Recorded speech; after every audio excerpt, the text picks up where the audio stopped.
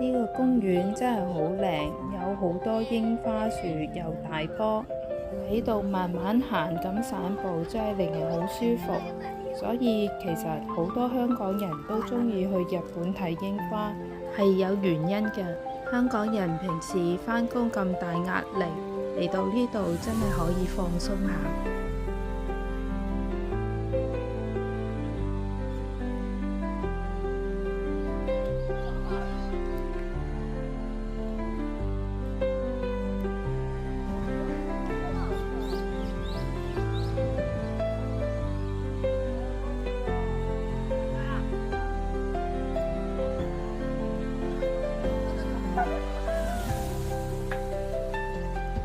嚟日本睇櫻花都睇咗幾次，每次睇到櫻花雨呢，都好感動。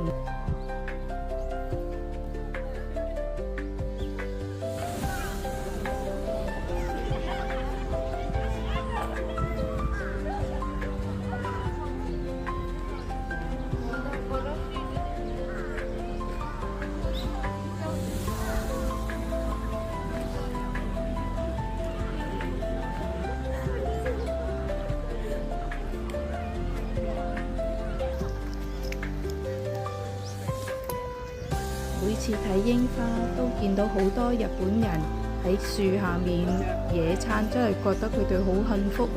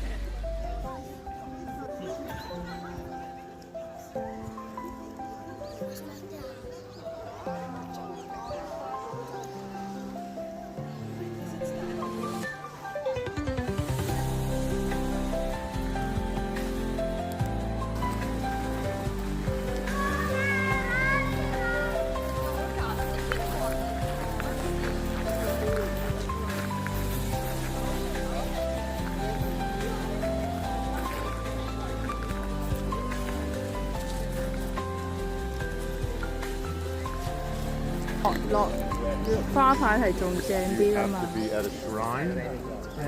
紅葉啊，黃葉。